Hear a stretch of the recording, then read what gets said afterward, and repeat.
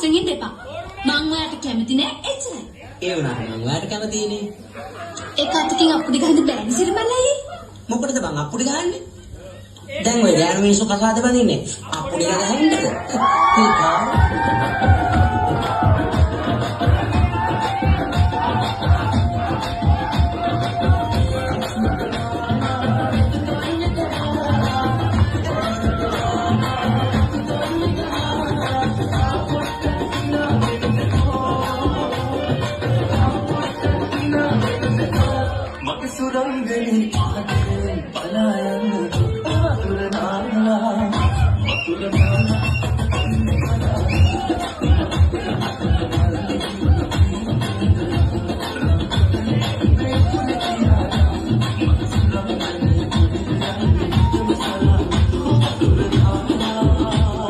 ගොඩක් අය කියන්නේ මං හරි කියුට් කියලා.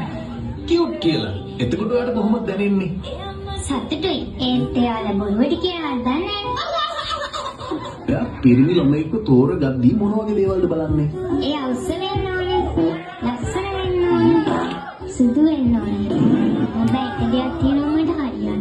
සෙට් වෙන්න ටික. ඒ මොකද්ද? බොන්න නැති කොල්ලෙක් වෙන්න. Thank you. බොල කොළ